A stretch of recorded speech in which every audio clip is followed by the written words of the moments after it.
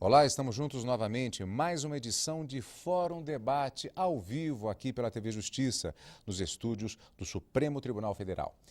Hoje nós vamos falar sobre descriminalização do aborto. O que a legislação brasileira diz a respeito? Porque o projeto de lei 1135 de 1991 tramita há 16 anos no Congresso sem nenhuma definição e com diversas mudanças no texto ao longo desse tempo.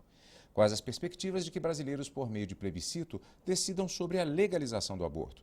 Para conversar conosco, os nossos convidados do nosso programa de hoje. Celso Gali Coimbra, ele é advogado especializado em biodireito e consultor jurídico na área de biodireito. Convidamos também a professora Lia Zanota, do Departamento de Antropologia da Universidade de Brasília e conselheira e, melhor dizendo, representante da Rede Feminista de Saúde e de Direitos Reprodutivos no Conselho Nacional dos Direitos das Mulheres, CNDM. O nome é tão comprido, né, doutora? Eu acabei até me atrapalhando um pouco aqui para definir. Mas o que reforça, inclusive, a expectativa que temos para o debate de hoje. Você também pode participar, como sempre, todas as segundas-feiras no programa ao vivo. Você pode enviar o seu e-mail para forum@stf.gov.br. Eu repito, eu já estou com o computador aqui pronto para receber a sua mensagem com o seu questionamento para os nossos entrevistados de hoje. E se você não sabe ainda, o e-mail é forum@stf.gov.br, como você já está vendo aí embaixo do seu televisor. Bem, eu gostaria de começar perguntando, eu vou começar com o Dr. Celso Coimbra, a respeito da legislação vigente no país e depois vamos começar em relação às perguntas sobre a Lei 1135. O que diz a legislação hoje em dia referente ao tema aborto? Para analisar a questão aborto hoje no Brasil, nós temos que começar pela legislação de hierarquia maior que é a Constituição Federal. Especialmente numa fase em que o direito está se abrindo para uma constitucionalização crescente no Brasil e no mundo inteiro. Então, essa legislação, ela coloca como direito fundamental a proteção à vida, no artigo 5º, caput da Constituição Federal. Ele coloca a proteção à vida como um direito amplo, sem restrições. O Código Civil de 1906 e depois o Código Civil de 2002, de janeiro de 2002, repetiram a mesma proteção à vida, um no artigo 4º, outro no artigo 2º, do nascituro desde a concepção. Garantiram a proteção de todos os direitos do nascituro. Evidentemente que qualquer direito do nascituro depende do seu direito, da sua proteção à vida. Existem sentenças, inclusive, que já estabelecem o marco da prestação alimentícia para o nascituro a partir da concepção. Então, esse marco, como sendo a concepção para a proteção da vida humana individualizada para o direito, existe desde 1906, a Constituição Federal deu ampla proteção para essa proteção. O Código Civil posterior à Constituição de 1988 manteve a proteção do nascituro.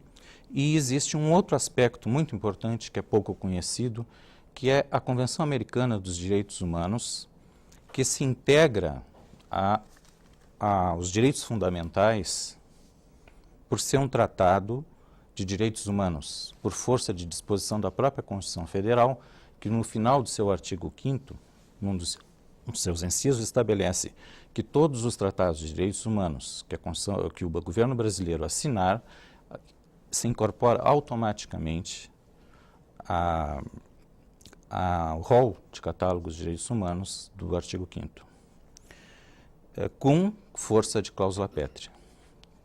Então, o Brasil assinou em 1992 o Pacto de São José da Costa Rica, que é a Convenção Americana de Direitos Humanos.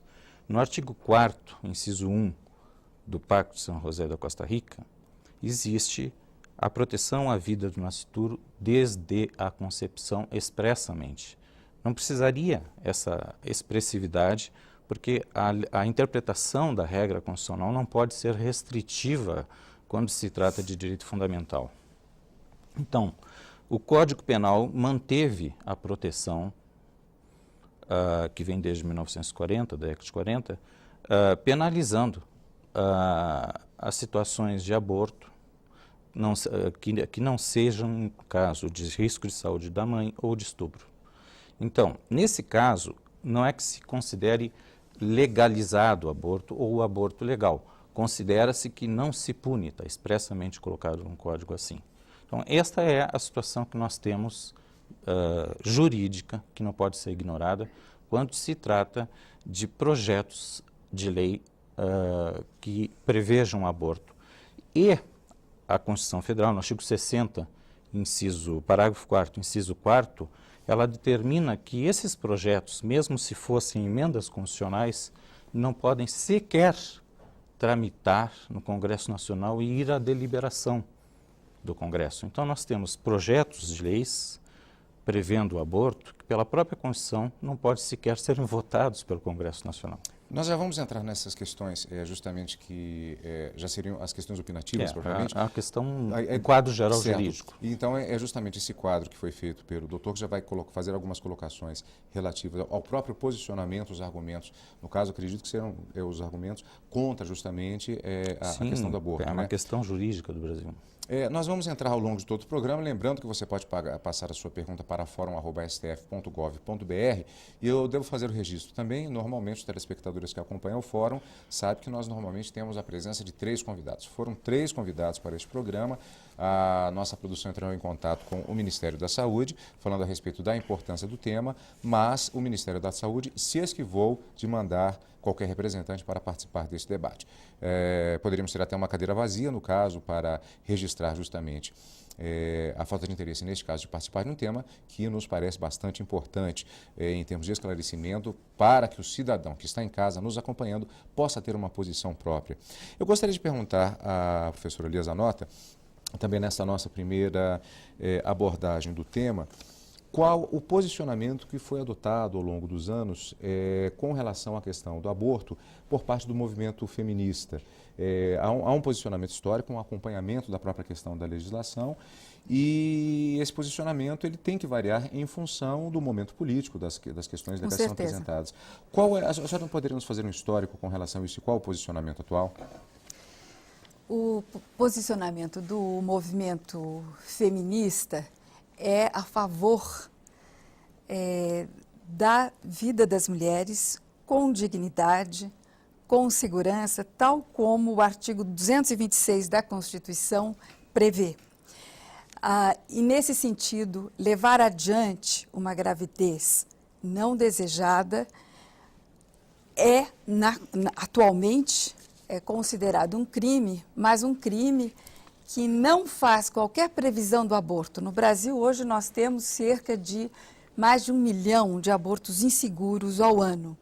E nós temos a 4ª causa da mortalidade materna, se não é que não chegou a 3ª causa da mortalidade materna, que é exatamente o período da gestação, do parto e do puerpério. Então, as vidas de mulheres estão sendo ceifadas e a morbidade da saúde das mulheres está sendo extremamente afetada. Então, a nossa interpretação, que inclusive tem juristas nos apoiando, o movimento feminista, é de que não há nenhum impedimento constitucional à legalização do aborto. Ou seja, nós hoje temos a descriminalização no caso do estupro e da vida das mulheres, quando é o risco da vida das mulheres.